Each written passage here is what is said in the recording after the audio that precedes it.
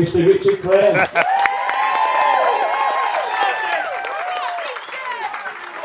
Well, lads, I don't think I'll take it. I don't know if I'll need it, right? But Don't fucking take it if you're not going to use it. hello. Is it long enough? Hello? That's it. Right, well. Yeah, well. Right, good afternoon.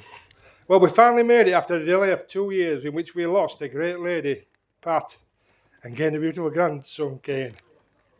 My name is Richard. I'm the proud father of the beautiful bride. I would like to start by welcoming John into the family. I would also like to welcome you all today to say a big thank you for all of you, for all on this table, to taking the time and effort to celebrate John and Laura's wedding.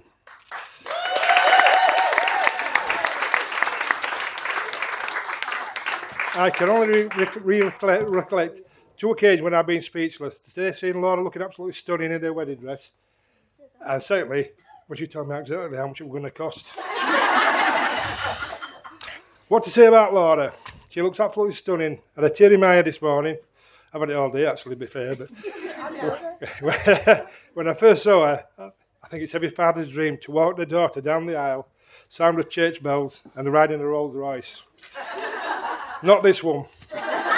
We were told we had to have chosen a wedding venue, and it was going to be in a wood, and arriving on a double-decker bloody bus. We came here in February 2019. It'd been raining, there were no leaves on the trees, it was bloody cold, and I was not an happy chappy. We walked, Jackie's telling me, look beyond and visualise what it would be like. I couldn't. But I've got to admit, it looks smashing. I've just had a couple of stories about my daughter. There's no swearing. Not yet, anyway. The first one is when we received a letter from Howden Clough School requesting our present to see the headmistress. Everything going through her head, she was excelling in her subjects, or she'd been put forward to the grammar school. Well, we turned up at the school to be greeted by the headmistress. We sat down, and she started by saying, you know, your daughter's not attended school. She had 35 days out of possible 80 days absence. The figure's meant to be exact, but it's some on them lines. So our faces dropped. I then asked the question, why did you not contact us earlier? Should we have done? Numerous occasions, what she'd done, she'd got on before we'd gone for work. She'd got the letters, and it had Howden Clough and the thing, and she'd binned them. So the only way she got caught by, they sent a letter in a white envelope, and that's how we knew, and we got. Anyway, after all that, she had to do an extra year at school. She missed that many days. Anyway, she excelled after that and given the hard word. After I given the hard word, I don't think so. Laura went on to gain a necessary qualification to go to Teesside University. She also passed her driving test, so we bought her a little silver Ford Fiesta, which she named Fifi. I do, it cost me 800 quid.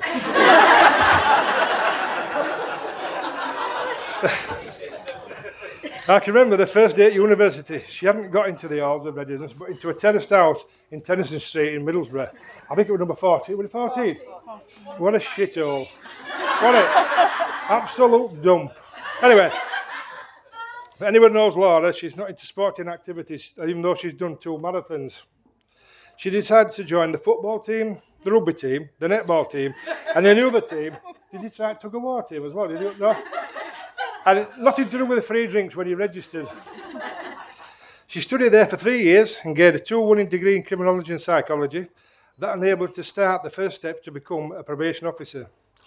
While she was working as a probation officer, she went on then to gain another degree in neurology. I don't know what it was. That gave us another 2 proud moments to see her in a cap and gown. She made some lovely friends whilst at university. One in particular, Ellen. You understand that bit? Because you don't understand your battly twang, do you? Who was doing the same degree and they hit it off from day one. Also, Ben and Steve, Ellen's parents, who took her under the wing, and I thank you for that.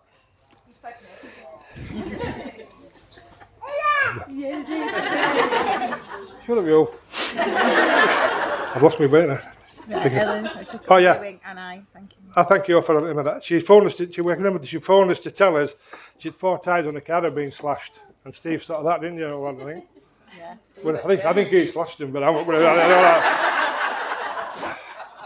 It was in Middlesbrough where Laura first fell in love with a Teesside Parmesan, better known as the Parmo chicken, breaded chicken covered with white bechamel sauce topped with cheddar cheese. I tried one, it was shite, but she loves it. We would phone Laura on a regular basis, only for that, and we knew she was penniless, even though she had 2 jobs on the go. We would ask her if she was going out. No, the reply was stopping in tonight, doing some work, fully knowing she had no money. So if I was anywhere north of Leeds, which I regularly was, it became a weekly call, dropping her £20. In return, I would get a cup of tea with a tea bag drained on the washing line. So tea. And a Pennywise biscuit. Half time. It was bloody awful, wasn't it? Laura and I have never had harsh words with each other until she became a probation officer, where we had a difference of opinion, and still have. But she still believes in her job, and she's doing it, and I trust Laura's judgment. Since then, she met John in 2011. I can always remember when she asked me I would go with her to watch Shawcross Rugby League team, which was against my religion, being a Batley Vic lad. So we went, and after the game, John introduced himself and soon became a part of our family. And they went on to purchase their first house in Carnell Lane, not too far from home. Laura then became pregnant, gave us a beautiful granddaughter, Eden, born in 2016. Now you've heard this before, because she's told you know this. I was sat down listening to her, and I think, I'm going to say yeah, that. she said everything I was going to say. Anyway, it doesn't matter. So in 2017, John then went to propose to Laura on 29th of December in a cottage in Richmond, which you all know, North Yorkshire, with all John's close family. He did ask my permission, which I gladly accepted. They then moved to Ossett to decide to make their wedding plans, which, as we know, didn't go to plan. So they decided to try and have another baby, which they didn't take them long, and our grandson Kane was born. It's clear that John and Laura are very happy together and have a beautiful home, which is a credit to one both. I'm now supposed to give you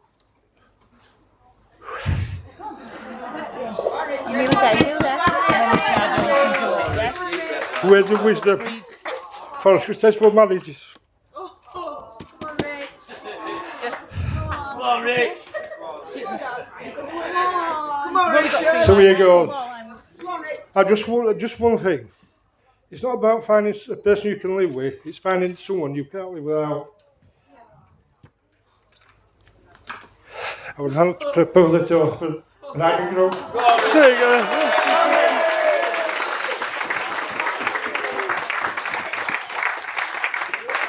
I nearly did that, didn't I?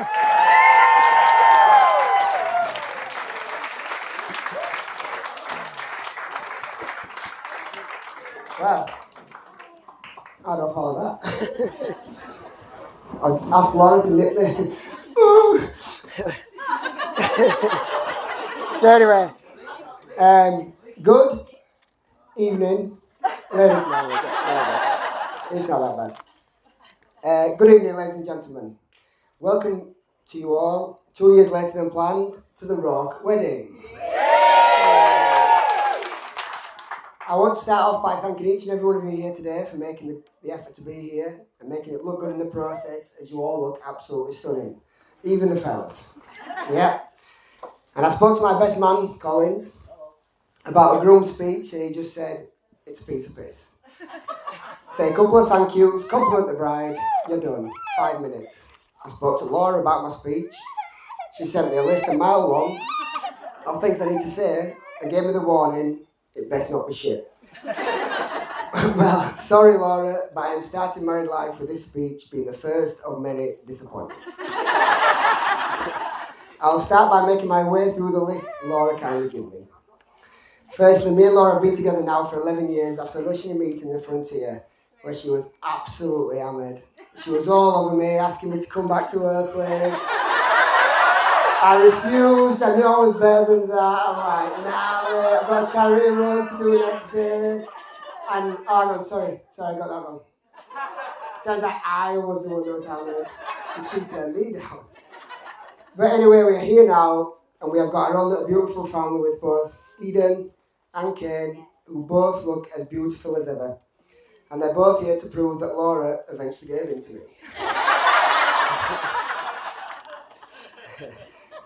Is that right, yeah? And for those that don't know, and many have seen a few comments on the internet, but we actually legally got married yesterday in a little ceremony with our immediate family. So today you are all present at one hell of an expensive party. But with getting married yesterday means everybody has two outfits. So the first and one of the biggest thank yous go to my new mother-in-law, Jackie Clayton.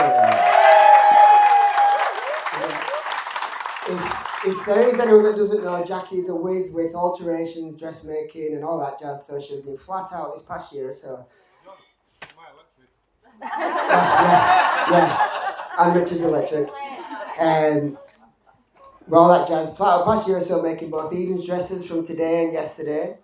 She's altered Kane's suit, altered the bridesmaid dresses, made my stag outfit, the toga outfits for the hen party to Ibiza, made 500 metres of bunting to dress the venue. So, a round of applause, please.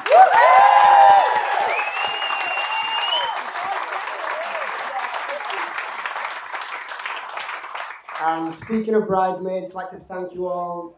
Yeah, I think it's scattered about or somewhere there, but thank you all.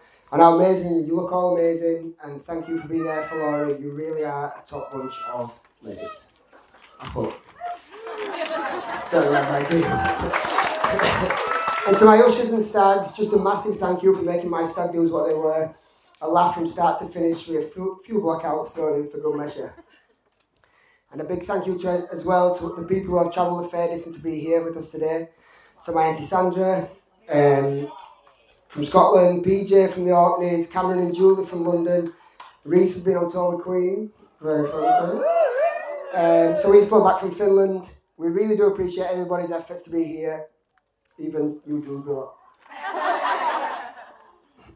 Also, a special thank you to Steph, who has made our beautiful place names. Heather, who has made the gift bags, and to Julie for making the bridesmaid bouquets. Natalie for helping with the bridesmaid's hair, and a round of applause again if you will. But I know as Foxy said I am tight, but please don't think we are super tight. We have got thank you presents for people who have helped and have them already, but we didn't get them up as we need to save time, as I've literally done the first page of the list Lauren's given me. Just another 5 pages to go. I'm joking. There's 6. We're doing there. If I can make a quick mention to Matthew and Rachel, who, as it is their 11-year anniversary today, so congratulations. Next massive thank you is to our wonderful parents. My mum and dad, Sheena and Jared. My new in-laws, Richard and Jackie, again. And without these people, today would just not be possible. They contribute massively, not only financially, but they support us. They give us, the support they give us is second to none. I'm massively proud of my parents, and Jackie and Richard. I could not think of a nicer, more genuine couple that could accept me into their family as much as you guys have. So thank you. Another quick thank you to Sharon, David, Rebecca. They're always on hand to help out, especially with the kids, and God knows we sometimes need it. And with both our chief bridesmaid and best man and anyone else expecting babies shortly, all I can say is good luck. And especially to Collins, because no doubt he's going to absolutely crucify me in this speech shortly. But I'm playing a long game, and that second child is going to have your life. Now, I've worked my way through Laura's list. I think that is all I have to say. I don't think I've missed anyone out, so thank you, and I'm going to...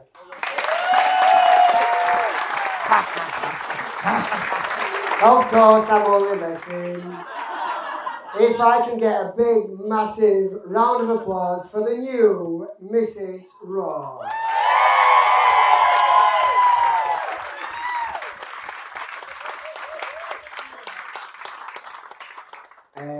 What can I say about this woman? But Wow. She has literally organised this whole day single-handedly, all while juggling work, the kids, the house, and ultimately looking after me as well. I do think we make a good team, but I think it's fair to say she is the captain of the ship, and I do my best to support. Traditionally speaking, you get married first, and then the kids come after that. But having our beautiful children by our side today, which I hope Eden will remember this day for the rest of her life, and Kane's in all the photos, I would not change it for the world. And seeing the mother of my kids walk down the aisle looking as sexy, beautiful and stunning as the day I met her, I could not be prouder to call her my wife. So, if I could have you all upstanding and raise a toast to my beautiful wife, Mrs. Laura Rock.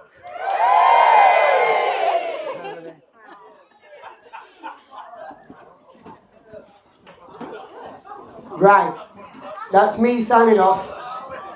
And next up is my legend of a best man. Since St. Blinders Reception School until now, and he's my best friend. We like two peas in a pub. When together we're like a shit ant and deck. He's my brother from another mother. I never had a brother growing up. I had a butch sister. Sorry, Michelle. I'm sorry, Michelle. Sorry, this is my sister. Sorry, Michelle. Sorry, Michelle. But I treat him like he's my brother, and I genuinely love the guy to bits. Now, before I get proper into John, I'd like to take this opportunity, if I can, to tell you a short story about Foxy. John's in it, mind, but I'll never get a chance again, so I'm going to take it. So, 21-year-old, 4 lads went to Malia for 2 weeks on holiday. There were me, John, Foxy, and blonde-haired Renton over there. Before we went, we met at John's house, and John's dad, Gerard, gave us all a few extra euros, because at the time he was running an HMRC taxi boy for cigarette scheme. Paying 14. So actually, mentioning cigarettes, if anyone's wanting cigs after speeches, Gerard is selling them from Booby's car, so just an heads up, you're welcome. So, 4 lads walking down Malia Strip, a bit like in between us. We're looking for a tobacconist. It's a true story, this, honestly. We're looking for a tobacconist, and we find this shop, and this shop is quirky, it's weird. The guy is a weirdo inside. They've got signs up like Nicky Nacky No I Am Brewing, Regal, Steven Seagal, and all this shit. But anyway, gets into this shop, and we find this, we all pick these cigs up, and we queue it up at till to pay. John goes first, and he puts his cigarettes on the counter, and this weird Greek guy looks John up and down, and goes, Robbie Keane. Now, for those of you that don't know, Robbie Keane was a dark-haired, good-looking footballer back in there. And bearing in mind, we were 21. John had, black hair and a straight nose. So I get why we're calling him Robbie Keane. So anyway, so John pays for these cigs and leaves the shop. Next goes Renton, puts his cigarettes down. The guy looks him up and down and goes, Alan Smith. No, I'm not. Alan Smith. It's Alan Smith. Anyway, again, blonde hair, not bad looking footballer. I get it. Pays for his cigs and leaves the shop. I go third. You could probably guess what he called me. Nope. No, not that. Puts my cigarettes down. He looks at me up and down and goes, Rooney. So I've heard it before, but fair enough. I get Rooney. I pay for my cigs. I don't leave the shop because I want to know, what is he going to call Foxy? So Foxy puts his cigarettes down to pay. The weird Greek guy looks him up and down, and I don't think he knew what he was going to say at this point. But the weird Greek guy looks Foxy up and down and says, Tony Adams. Now, for those of you that don't know who Tony Adams is, don't feel that you need to Google it. I will show you a photo. This is Tony Adams. This is Tony Adams. Now, I'm fully aware Wayne Rooney's not great. But Tony fucking Adams. You ugly bastard. That is shocking. True story, honest, true story. It's true. Now, like I said before, me and John have been friends forever. since blindness until now. And I tell you what, we've never ever fell out, not once. We've never even had a crossword. However, there was one time when we came close to having a crossword, and I just feel it's appropriate I bring that up today. So, about 5 years ago, we were sorting out my stag do. I was around at John's house, and we're putting a list together of people who to invite on my stag do. It's an easy job, bearing in mind, we've got the same friends, we know each other's family inside and out, it's easy. So it gets on the table, does a list, all my friends, all my family, tick, tick, tick, done. I'm thinking, conversation's over, it's finished.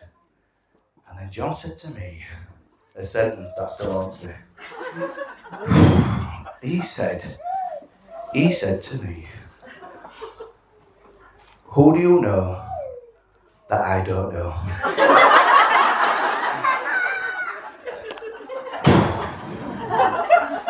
So I said, nobody, why? Who do you know that I don't know? Anyway, ladies and gentlemen, to cut a long story short, he knew one more person than me. He's here today. It's Coatsy. He's here today. And I've met Coatsy now, and if I'm honest, I had enough friends before.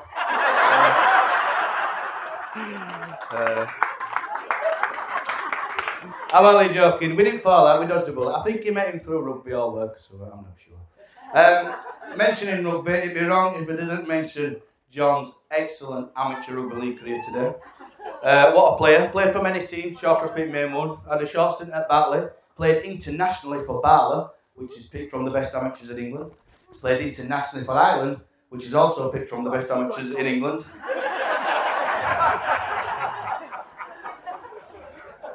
That's rugby league for you. He's also played a couple of years in America, so it's fair to say John could play rugby. A lot of people in here have seen John play. You'll have seen the skills that he had. He could organise a team, he could pass left and right. Fantastic communicator. But it'd be wrong if I didn't mention John's biggest attribute, which is John's got a massive tackle. I repeat that, John has got a massive tackle.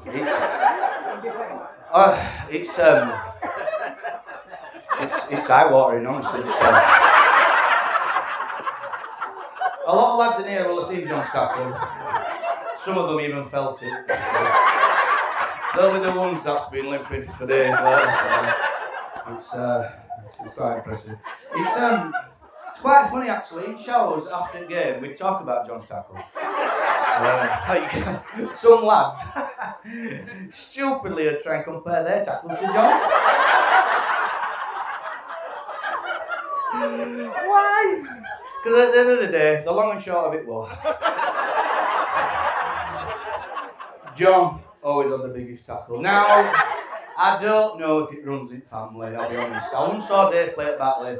I managed to see his tackle, and his tackle wasn't bad. There's only one person who'll know who's got the biggest tackle, and don't you worry, I will ask Sheena. Who's got biggest tackle, either your John or Dave?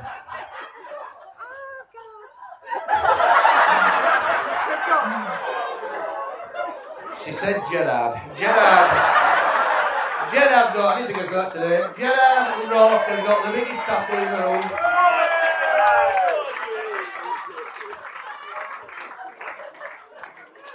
Must be in addiction. Now, I was there the day these two met. It was usual case for me and John. We played rugby on the beer and down to Batley Frontier. And I was fortunate enough to meet John the next day. And I said to John, you pulled last night, didn't you? And John said to me, Jimmy, you won't believe it. I met the girl of my dreams. We talked all night about as friends, as family, with so much in common. You mark my words, mate. I'll marry her one day. I think I'm in love. Oh, bollocks, I've done that wrong. Sorry, that's not what he said. That's what he should have said. What he actually said was, I think she was blonde. Now, in John's defence, if any of you lots met drunk John before, you'll know where I'm going with this. John gets that drunk that he doesn't know his own name. So the fact he remembered you were blonde, Lorna, was a sign It was meant to be. You've done well. Now, in a bit of seriousness, I don't have much in this speech, to be honest, but a little bit of seriousness. I couldn't be more proud of my friend. He's got a lovely home, 2 beautiful children in Eden and Kane, and today he's got himself a wonderful wife. And Laura can say you're absolutely stunning. I genuinely love them both to bits, and I wish you a lifetime of happiness together. And if John makes a good husband as he does a father, you won't be far wrong.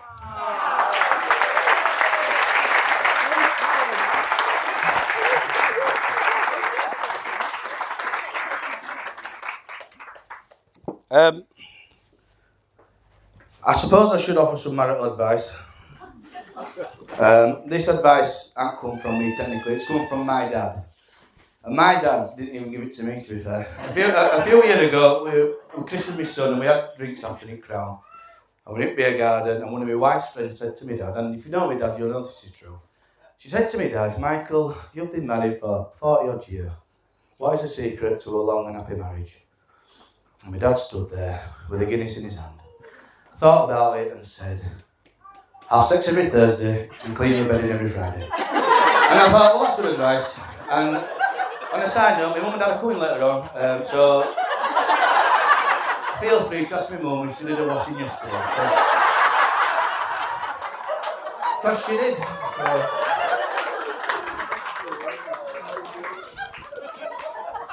Now, to finish, a lot of people here know me, and they know that I love a bit of karaoke.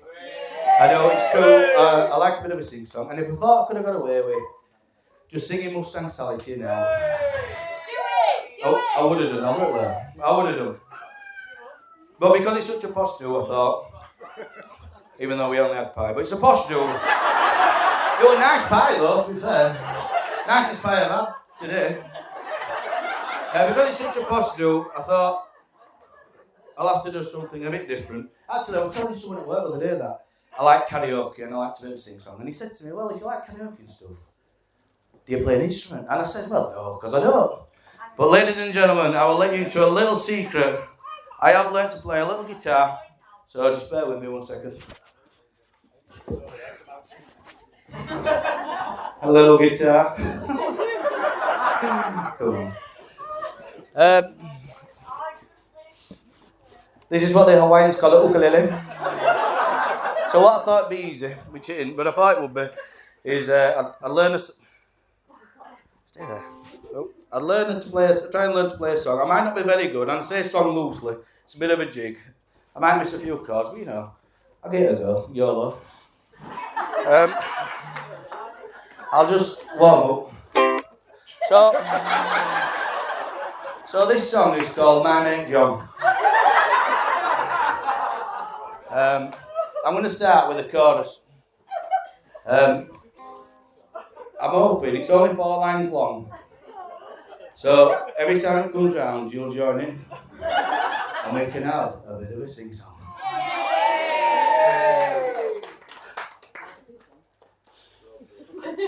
Oh, good God, right. So this is called My Mate John. Start with chorus.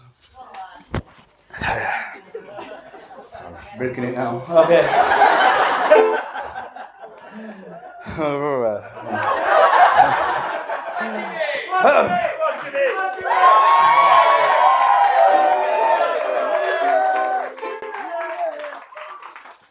So this is the lines you need. Oh, my mate John, he's a really nice guy. He's always had a 6-pack. He's been great since 25. Bit of practice. Ready? Let's wait for you now. Oh, my mate John, everybody. He's a really nice guy. He's always had a 6-pack. He's been great since 25. Woo! I'll do verses. When I first met my mate at school, we talked every day. Very similar lads, but we differed many ways. People used to mix us up, confusing it was said. I was fat and he was thin, but we both had a massive head. Oh, my mate, he's a really nice guy.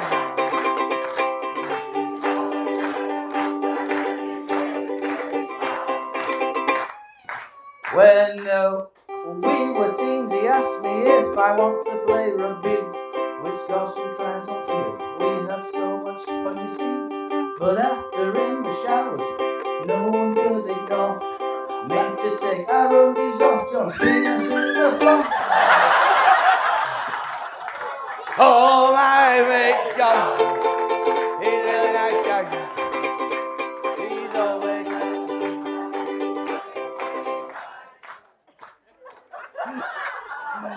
Oh, God. The day came when he said to me he wants to settle down. So we looked all about it. He even looked in Crown. Talking to a lassie tear, thought her tattoo looked funny. But when he had a closer look, he realised she's a playboy bunny. Shit tattoo. Oh, my mate John, he's a really nice guy. He's always had a six-pack and big races 25. I'll be honest, this one's a bit blue, this one, it's apologies. Caught him for a while, he took her for a fee. With fingers crossed he hoped and prayed that night they'd do the deed.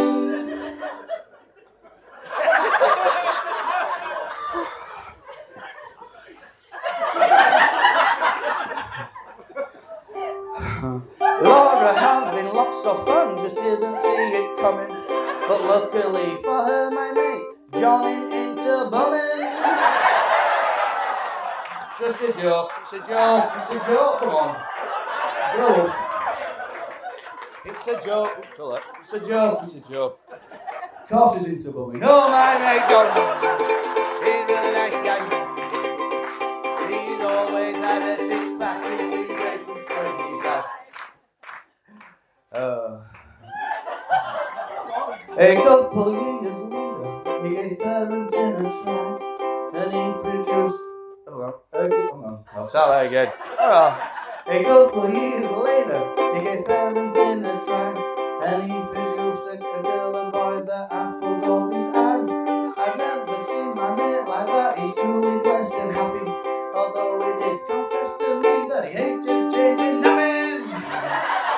Oh, my mate John, he's a really nice guy. He's always had a six-pack in the races 25. Last one. Well, that's the story over about my best mate called John. I thank you all for listening. I hope I haven't been long. If you could be upstanding as we sing for one last time, everyone join in and we'll sing this little rhyme.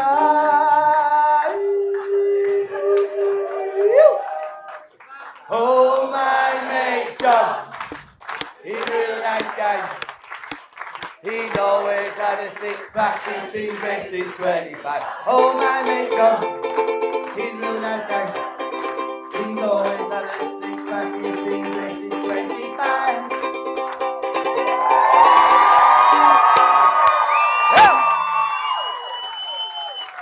Ladies and gentlemen, if you could keep standing, and it gives me the greatest honour and privilege to give you the new Mr. and Mrs. Rock. So,